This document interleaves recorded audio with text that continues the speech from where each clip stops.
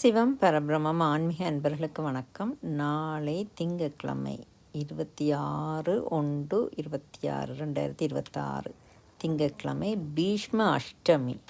அதாவது இன்று ரதசப்தமி. அந்த ரதசப்தமி ஆரம்பமான அடுத்த நாள் அஷ்டமி திதி. அஷ்ட வசுக்களில் ஒருவர் தான் பீஷ்மர். அவர் அந்த உத்தராயண புண்ணிய காலத்துக்காக காத்திருந்து சூரியனின் சப்தமி திதியின் அடுத்த நாள் அஷ்டமி திதியில்தான் அவர் உயிர் துறந்தார்.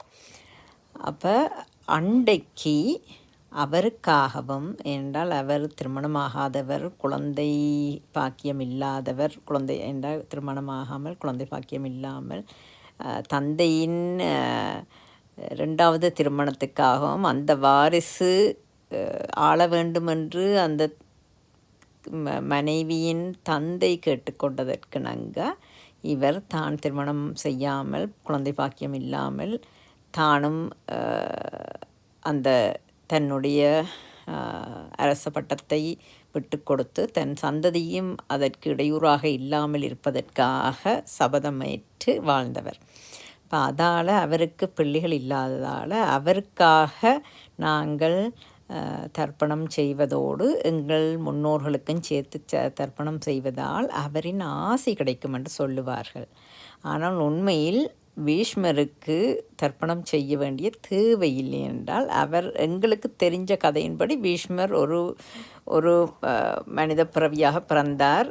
அவர் திருமணமாகையில் தியாக மனப்பான்மையோடு வாழ்ந்தார். அப்போ அவர் இறக்கும்போது அவருக்கு நாங்கள் செய்வது எங்களுக்கு ஆசையை பெற்றுத்தரும் என்று நினைக்கிறோம்.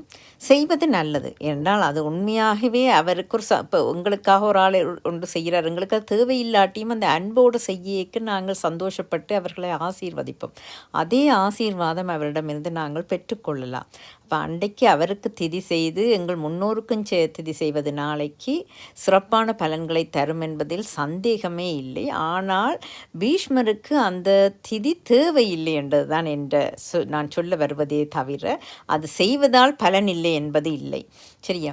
பலன் கிடைக்கும், அதை செய்வதால் பலன் கிடைக்கும். அவருக்கு தேவையில்லை என்று நான் சொல்கிறேன். அவர் 8 வசுக்களில் ஒன்றாக இருந்து ஒரு வசிஷ்டரின் சாபம் காரணமாகத்தான் வந்து பிறந்தவர்.